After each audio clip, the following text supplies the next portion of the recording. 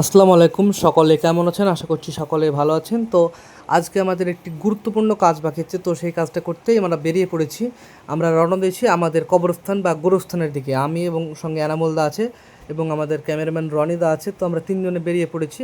আসলে আমাদের পাশের পাড়াতে আছে যেটা একজন মানুষ মারা গেছেন, ইন্তেকাল করেছেন। তো তেনার যে দাফন কখন কটার সময় হবে, আসলে মাটি কটার সময়, সেটা এখনও সঠিক জানা যায়নি। তো আমাদের কবরস্থানের যে বোর্ডটা থাকে, যেখান থেকে মেন লাইনটা নিয়ে যায় কবরস্থানে, যদি রাত্রে মাটি হয় তো যে বোর্ড থেকে কারেন্ট নেয় সেই বোর্ডটা খারাপ হয়ে যায়। তো ওইটা আমরা গতকালকে খুলে রেখেছিলাম, তো ওইটা আর কি ঠিক করতে হবে। তো আমরা ক্লাবে চলে এসেছি, ক্লাবে রেখে গিয়েছিলাম বোর্ডটা। তো বোর্ডটা ঠিক করছিলাম আমরা। এনামুলদা যেহেতু ইলেকট্রিশিয়ান মেকানিক, তিনি ইলেকট্রিশিয়ানের কাজ করেন, তো বোর্ডটা সে ঠিক করেছিল, আমরা সহযোগিতা করছিলাম। তারপরে ওইটা আর কি লাগাতে গিয়েছিলাম। তো লাগানোর সময় যেটা হয়েছিল আমাদের সাথে, যেটা মেন সুইচ যেখানে বন্ধ করবো সেটা আর কোনো রকম কাজ করছিল না। তো তো মেন সুইচ কাজ না করাতে আমরা একটু টেনশনে ছিলাম যে এটা কীভাবে লাগাবো। কিন্তু ওখানে এনামুলদার যেহেতু ইলেকট্রিশিয়ান ছিল, তো সে প্রথমে ভাবছিল যে কী করবে, যেহেতু মেন সুইচ কোনো কাজ করছে না, পুরো হ্যান্ডেল নামাতে হতো। বাট হ্যান্ডেলটা নামালে পুরো গ্রামের কারেন্ট চলে যাবে। মেন পুলের যে হ্যান্ডেল সেটা যদি নামিয়ে দিই, পুরো গ্রামের কারেন্ট চলে যাবে। তো এনামুলদা বললো ঠিক আছে, আমি এটা কারেন্ট থাকা অবস্থাতেই করব। তো অনেক রিস্কের সাথে এই কাজটা করতে হয়েছে আর কি। তো এনামুলদা যেহেতু ইলেকট্রিশিয়ান ছিল, তো সে খুব রিস্ক নিয়ে এই কাজটা করছে। তো আমরা সাথে দাঁড়িয়েছিলাম, একটু ভয় লাগছিল। বাট এনামুল তো অনেক একদম সাহসীর সাথে এই কাজটা করেছে। আর যেহেতু করতেই হবে, যেহেতু মানুষ মারা গেছে, যদি রাত্রে মাটি হয় তবে অবশ্যই এই বোর্ডটা লাগবে। তো এটা আর কি করতেই হবে আর কি। তো ওই জন্য আর কি ওইভাবে আমরা রিক্সের সাথে একটু কাজটা করেছি। তো যাই হোক, বোর্ডটা যখন লাগানো হয়ে যায় তারপরে আমরা চেক করেছিলাম, একদম কারেন্ট ঠিক ছিল। একটু নিশ্চিন্ত হয়েছিলাম আমরা যে এবার হ্যাঁ, মানুষজন যদি আসে তবে বোর্ডটা ব্যবহার করতে পারবে।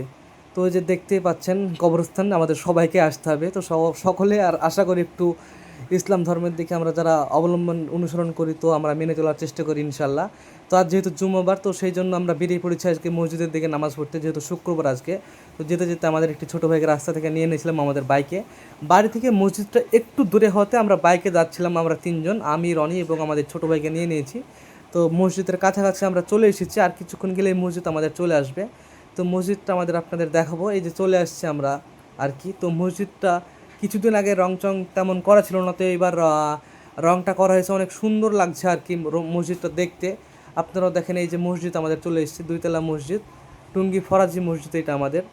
তো এখানে অনেকজন একসাথে জুম্মাবারে নামাজ পড়তে আসি, খুবই ভালো লাগে আমাদের। আলহামদুলিল্লাহ, আল্লাহ শুকরিয়া আদায় করি, আমরা জুম্মার নামাজটা সঠিকভাবে আদায় করতে পেরেছিলাম। তো আপনারা যারা জুম্মার নামাজ আদায় করেছেন তারা অবশ্যই একবার আল্লাহর কাছে শুকরিয়া আদায় করবেন, এবং যারা যারা পারেননি তারা অবশ্যই পরের জুম্মা বা যখনই হোক নামাজ পড়ার চেষ্টা করবেন সময় পেলে আর কি। আমরাও চেষ্টা করবো ইনশাল্লাহ।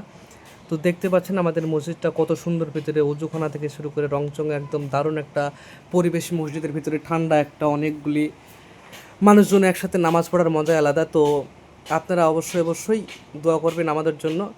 আর কোথায় থেকে কে ভিডিওটা দেখছেন অবশ্যই আমাদের জানাবেন, কোথায় থেকে কে ভিডিওটা দেখছেন কমেন্টটা অবশ্যই জানাবেন আর কি।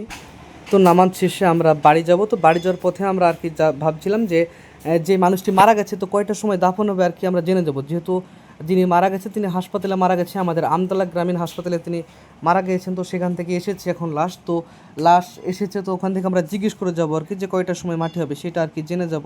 তো যেতে যেতে আমাদের সামনে আরও একটি মসজিদ পড়বে, এই যে এটা হানাফি মসজিদ আমাদের।